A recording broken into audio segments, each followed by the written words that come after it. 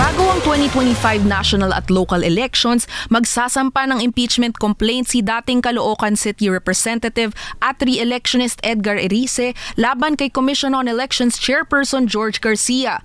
Yan ang sabi ni Erice nitong Lunes matapos tawaging biased ang COMELEC chief sa service provider na Miro Systems.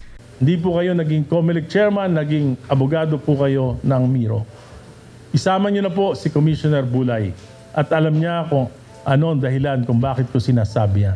Nang tanungin siya kung ano ang basehan ng complaint, ang sagot niya ay hintayin na lang ang pagsampa nito pero may kinalaman ito sa kontrata ng COMELEC at Miro Systems. Matatandaang biglang umatras ang St. Timothy Construction mula sa joint venture nito kasama ang Miro Systems para sa eleksyon dahil daw sa posibleng conflict of interest. Ito'y matapos mailahad na posibleng konektado sila ng St. Gerard Construction na pagmamay-ari ng makakalaban ni Pasig Mayor Vico Soto sa pagka-mayor na si Sara Diskaya. Hinihiling ko po sa ating Pangulo, medyo pakitingnan nyo rin po dahil po ang kahinatnan ng ating eleksyon ay may epekto po sa inyong administrasyon. Naniniwala po ako sa inyong sinseridad. Subalit,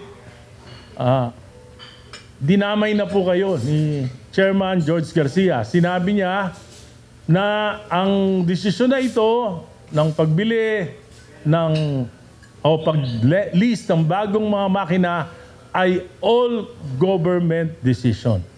Umapela rin si Erice sa Senado, partikular kay Senator Amy Marcos at ang Committee on Electoral Reforms at sa House of Representatives na tingnan ang nasa 18 bilyong kontrata ng COMELEC at Miro. Sabi naman ni Senator Risa Ontiveros, dapat masinsinang imbestigahan ng Senado ang mga kontrata na binibigay ng COMELEC. Dagdag niya, dapat mas maagang umaksyon ng COMELEC lalo na't maraming red flag o kahina-hinalang bagay na nakikita sa St. Timothy at ang joint venture ng Miro Systems. Para kay Erice, dapat ituring ng non-compliant ang Miro Systems dahil sa pag-atras ng St. Timothy. Kinailangan nilang yakagin ang St. Timothy Construction upang sila ay magkaroon ng net contracting capacity, financial capacity.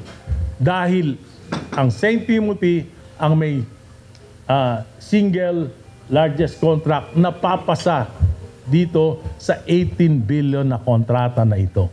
Kung wala po ang St. Timothy, hindi makakasali ang Miro at yung isa pang joint venture partner. Pero ginawa ng paraan. Para sa Agenda, Agatha Gregorio, BNC.